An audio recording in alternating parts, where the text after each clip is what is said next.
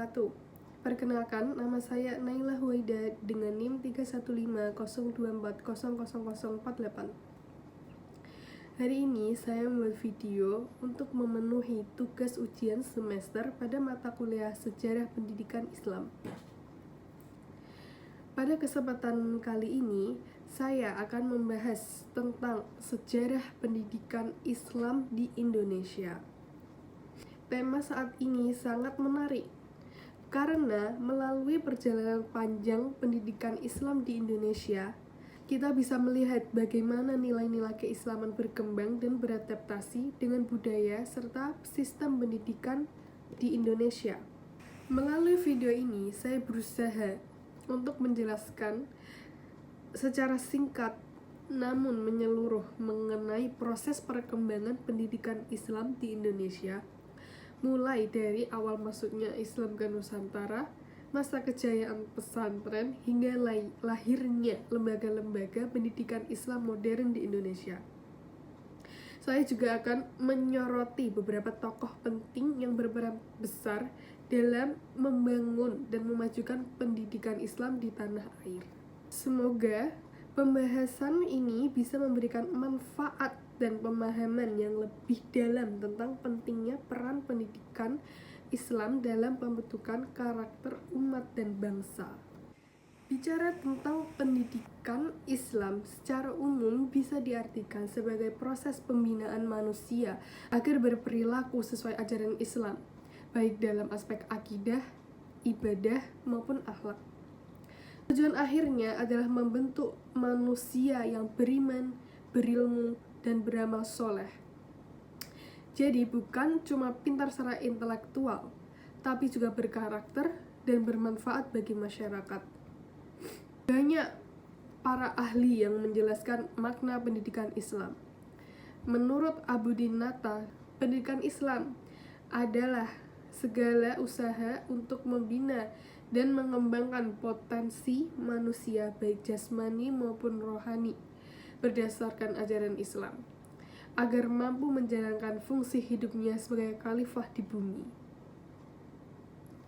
Sedangkan menurut Ahmad Tafsir, pendidikan Islam merupakan bimbingan yang diberikan oleh pendidik terhadap peserta didik agar kelak setelah dewasa mampu menjalankan perannya sesuai nilai-nilai Islam. Jadi dari pengertian di atas, kita bisa memahami bahwa pendidikan Islam bukan sekadar hanya transfer ilmu, tapi juga pembentukan kepribadian dan akhlak sesuai dengan nilai-nilai Al-Quran dan Sunnah Nabi. Jika dilihat dari sejarah, pendidikan Islam di Indonesia memiliki latar belakang yang unik. Islam tidak datang dengan peperangan, tapi melalui jalur perdagangan, perkawinan, dakwah, dan kebudayaan. Para pedagang dan ulama yang datang dari Arab, Hujarat, dan Persia tidak hanya datang membawa barang dagangan, tetapi juga membawa nilai-nilai Islam, termasuk dalam bidang pendidikan. Proses penyebaran Islam ini berjalan secara damai. Ketika masyarakat mulai tertarik pada ajaran Islam, para ulama mengajarkan dasar-dasar agama lewat pengajian di rumah, di surau, atau di langgar. Inilah bentuk awal dari sistem pendidikan di Indonesia. Sederhana saja, tapi efektif karena menyatu dengan kehidupan masyarakat. Salah satu hal yang menarik dari pendidikan Islam di Indonesia adalah sifatnya yang inklusif dan adaptif. Artinya, pendidikan Islam tidak menolak budaya lokal, tetapi justru menyerap nilai-nilai baik dari tradisi Nusantara. Contohnya, dalam proses belajar, banyak istilah lokal yang digunakan seperti santri, kiai, pesantren, yang semua itu lahir dari konteks budaya Indonesia. Selain itu, Pendidikan Islam juga memiliki fungsi sosial dan dakwah. Melalui lembaga-lembaga pendidikan seperti pesantren, madrasah, dan majelis taklim, masyarakat mendapatkan bimbingan moral dan spiritual yang memperkuat nilai-nilai keislaman dalam kehidupan sehari-hari. Dari sini, kita bisa melihat bahwa pendidikan Islam bukan hanya mencetak individu yang taat beribadah, tetapi juga membentuk masyarakat yang beradab, saling menghargai, dan peduli terhadap sesama. Kalau kita lihat lebih dalam lagi, pendidikan Islam di Indonesia juga menjadi pondasi bagi pembentukan identitas bangsa. Sebelum Indonesia merdeka, pesantren dan madrasah tidak hanya menjadi tempat belajar agama, tapi juga menjadi pusat pergerakan nasional. Banyak tokoh kemerdekaan seperti Kiai Haji Hashim Asy'ari dan Kiai Haji Ahmad Dahlan lahir dari lingkungan pendidikan Islam. Mereka bukan hanya ulama, tetapi juga pejuang yang menanamkan semangat kemerdekaan dan nilai-nilai moral keislaman di tengah masyarakat. Dengan begitu, bisa disimpulkan bahwa pendidikan Islam di Indonesia tidak hanya berperan dalam bidang spiritual, tapi juga memiliki kontribusi besar dalam bidang sosial, budaya, dan kebangsaan. Dari masa ke masa, pendidikan Islam menjadi sumber kekuatan moral yang menjaga karakter dan jati diri bangsa Indonesia. Selanjutnya, ada perkembangan sejarah Islam di Indonesia. Dilihat secara garis besar, pendidikan Islam di Indonesia berlangsung secara bertahap, menyesuaikan dengan kondisi sosial, politik, dan budaya pada setiap masa. Perjalanan panjang ini menunjukkan bagaimana pendidikan Islam mampu beradaptasi dengan perubahan zaman tanpa kehilangan nilai-nilai dasarnya. Yang pertama, masa awal masuknya Islam terjadi pada abad ke-13 sampai 15 Masehi. Pada masa awal, pendidikan Islam di Indonesia berlangsung secara sederhana dan informal. Para ulama dan dai mengajarkan ajaran Islam secara langsung pada masyarakat melalui pengajian, halaqah atau majelis taklim yang diadakan di rumah surau atau di masjid. Materi yang disampaikan pada masa itu meliputi pembacaan Al-Quran, hafalan doa-doa, pengenalan akidah, fikih dasar, dan akhlak. Metode pengajarannya masih bersifat tradisional dan sangat bergantung pada hubungan guru dan murid, atau dalam istilah Islam disebut taklim dan ta'dib. Pada tahap ini, pendidikan Islam menjadi bagian dari kehidupan sosial. Artinya, belajar agama bukan hal yang terpisah dari masyarakat, tapi justru menyatu dalam kegiatan sehari-hari. Inilah cikal dari sistem pendidikan Islam yang bersifat komunitatif dan spiritual, bukan sekedar akademik. Selanjutnya, masa pertumbuhan pesantren terjadi pada abad 15 sampai 19 Masehi. Memasuki abad ke-15, Islam semakin berkembang pesat di Nusantara. Dari sinilah muncul lembaga pendidikan Islam tradisional yang kita biasa disebut tuh sebagai pesantren. Pesantren tuh menjadi lembaga pendidikan Islam tertua di Indonesia yang sampai sekarang masih bertahan. Para kiai dan ulama menjadi pusat ilmu sekaligus teladan moral bagi para santri.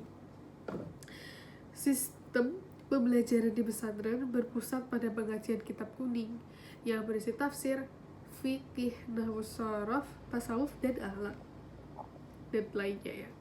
Selanjutnya, pada masa kolonial, abad ke-19 sampai abad ke-20. Ketika Belanda menjajah Indonesia, pendidikan Islam menghadapi tantangan besar. Pemerintah kolonial mendirikan sekolah-sekolah sekuler yang hanya mengajarkan ilmu umum dan meninggalkan pelajaran agama. sementara pendidikan Islam dianggap kuno dan tidak sejalan dengan sistem Barat. Tapi para ulama tidak tinggal diam. Mereka mulai melakukan pembaruan reformasi dalam pendidikan Islam. Contoh yang paling terkenal adalah Kiai Haji Ahmad Dahlan, pendiri Muhammadiyah, yang memperkenalkan sistem sekolah modern. Ada kelas, ada jadwal, ada kurikulum, dan ada kombinasi antara ilmu agama dan ilmu umum.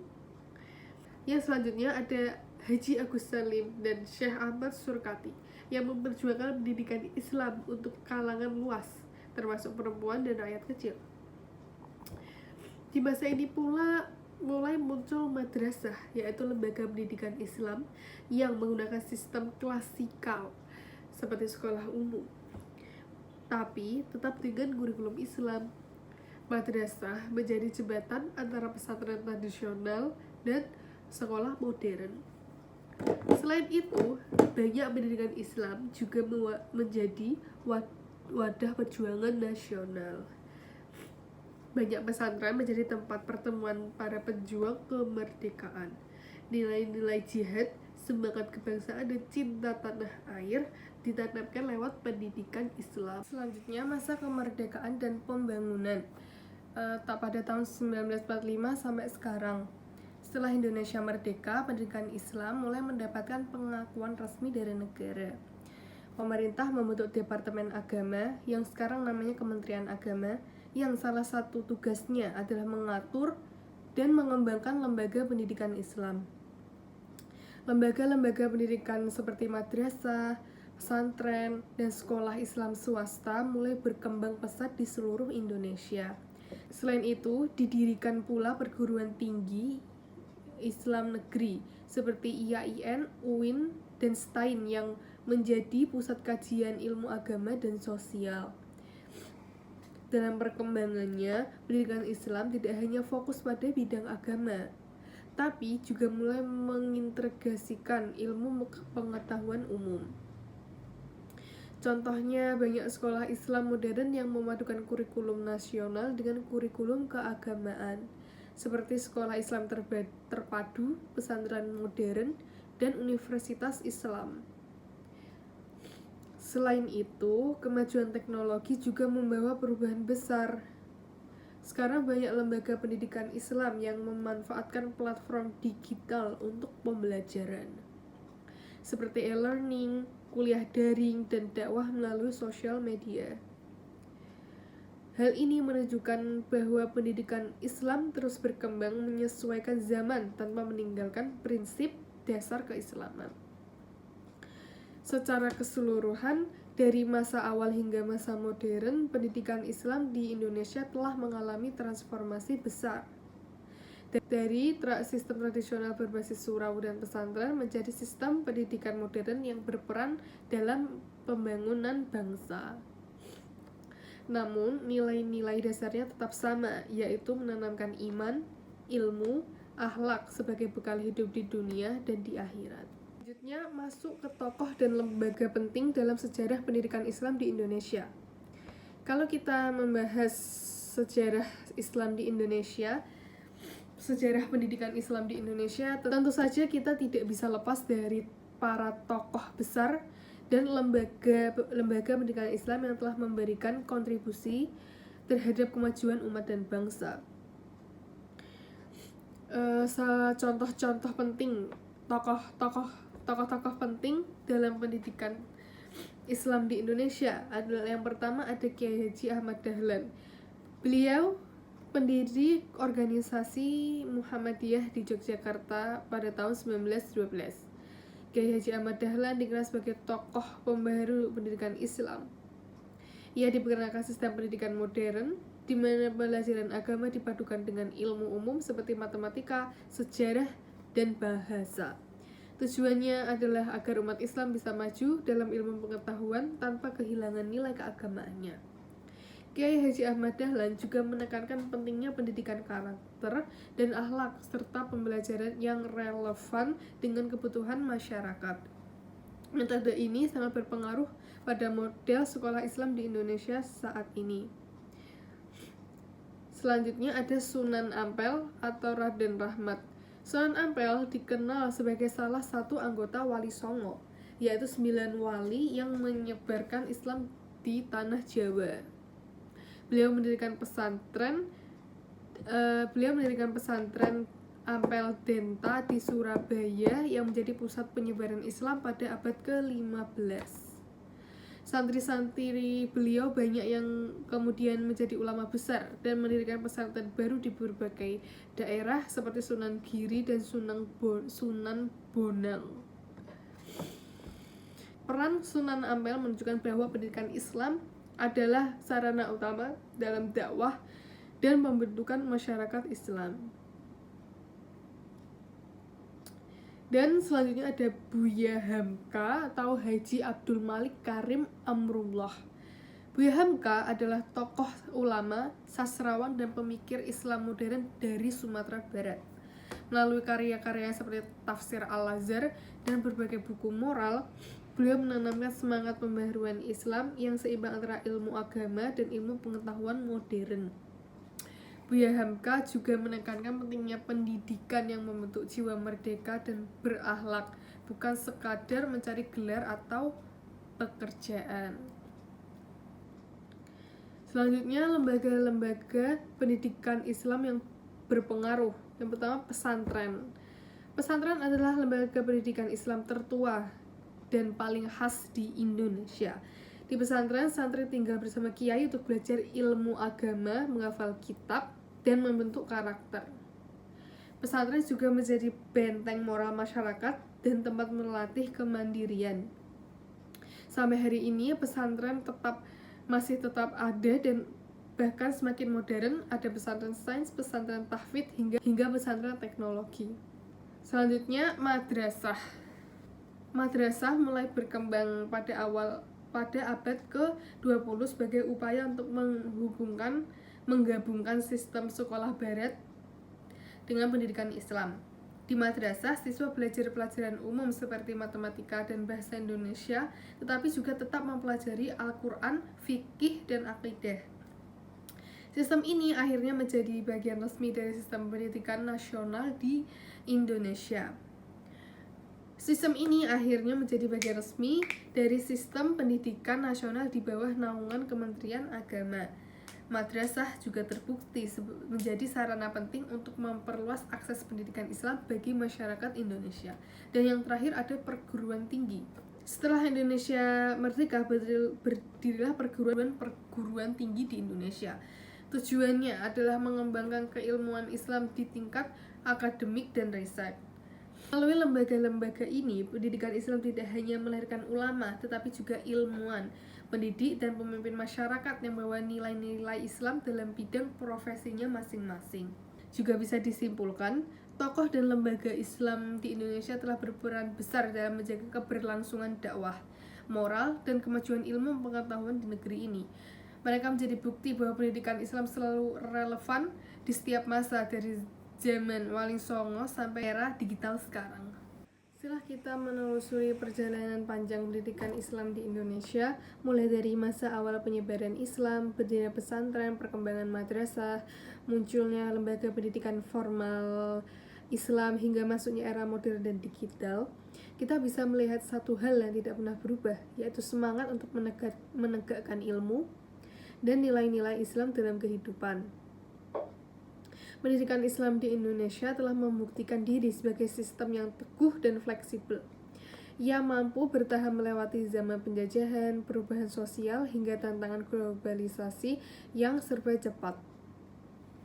Hal ini tentu tidak lepas dari peran ulama dan tokoh-tokoh Islam yang berjuang tanpa pamrih demi mencerdaskan umat. Kalau kita perhatikan, keberhasilan pendidikan Islam di Indonesia bukan hanya karena sistemnya yang kuat, tapi juga karena nilai-nilai spiritual dan moral yang menjadi landasannya. Pendidikan Islam menekankan keseimbangan antara ilmu dan iman, antara kecerdasan intelektual dan kepekaan hati. Inilah yang membedakan dari sistem pendidikan sekuler yang hanya berfokus pada aspek kognitif. Selain itu, pendidikan Islam juga selalu mengajarkan pentingnya niat dan keikhlasan. Dalam Islam, belajar bukan sekadar mencari gelar atau pekerjaan, tapi merupakan ibadah dan bentuk pengabdian kepada Allah Subhanahu wa taala. Sebagai sabda baginda Rasulullah SAW yang artinya, barang siapa menempuh jalan untuk mencari ilmu, maka Allah akan mudahkan baginya jalan menuju surga. Hadis riwayat Muslim. Hadis ini menegaskan bahwa menuntut ilmu itu adalah amal yang sangat mulia, dan para pelajar sejatinya adalah pejuang di jalan Allah. Sekarang di era modern seperti ini, tantangan pendidikan Islam menjadi lebih kompleks. Kemajuan teknologi dan informasi memang memberi banyak kemudahan, tapi juga membawa ancaman jika tidak disikapi dengan bijak. Banyak generasi muda yang mulai kehilangan arah, terjebak dalam arus materialisme dan hedonisme. Bahkan ada yang mulai melupakan akar nilai spiritualnya. Karena itu, peran pendidikan Islam sangat penting untuk menjaga keseimbangan antara kemajuan ilmu, pengetahuan, dan keteguhan iman.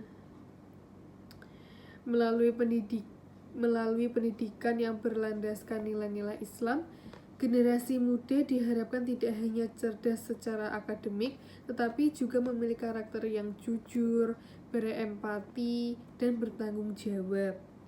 Kita juga harus mengingat bahwa sejarah pendidikan Islam di Indonesia tidak akan berhenti pada masa lalu.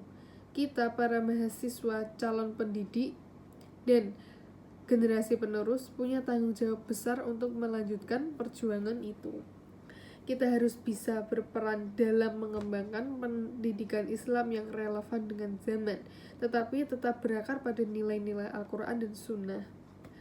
Misalnya dengan memanfaatkan teknologi digital untuk dakwah dan pembelajaran. Banyak sekali inovasi yang bisa dilakukan, seperti membuat konten edukatif Islami di sosial media, mengembangkan platform pembelajaran berbasis Islam, atau bahkan menjadi pendidik yang mampu mengintegrasikan sains dengan nilai-nilai keislaman di ruang kelas. Langkah-langkah kecil seperti itu bisa menjadi bentuk kontribusi nyata bagi kemajuan pendidikan Islam di masa depan. Selain itu, penting juga bagi kita untuk terus menanamkan rasa bangga dan rasa cinta terhadap pendidikan Islam. Karena kadang di tengah modernisasi, ada pandangan bahwa pendidikan Islam itu kuno atau ketinggalan zaman. Padahal kalau kita pelajari sejarahnya, justru pendidikan Islamlah yang dulu menjadi pelopor ilmu, pengetahuan dari astronomi, matematika, kedokteran, hingga filsafat. Ilmuwan muslim seperti Ibnu Sina, Al-Farabi, dan Al-Khwarizmi membuktikan bahwa Islam sangat menjunjung tinggi nilai ilmu pendidikan. Nilai inilah yang harus kita hidupkan kembali. Sebagai refleksi, sejarah pendidikan Islam mengajarkan kita bahwa perubahan besar selalu dimulai dari ilmu dan pendidikan. Tidak ada kemajuan umat tanpa pendidikan, dan tidak ada pendidikan yang bermakna tanpa nilai spiritual. Pendidikan Islam harus terus berperan sebagai pemandu moral dan arah kehidupan masyarakat di tengah arus global yang penuh tantangan. Demikian pembahasan saya mengenai sejarah pendidikan Islam di Indonesia. Harapannya video ini dapat memberikan gambaran menyeluruh tentang bagaimana pendidikan Islam berkembang, beradaptasi, dan tetap relevan sampai sekarang. Semoga kita semua bisa mengambil hikmah dari sejarah panjang itu dan menjadikannya motivasi untuk terus belajar dan mengabdi di jalan Allah Subhanahu wa taala. Terima kasih atas perhatiannya. Wassalamualaikum warahmatullahi wabarakatuh.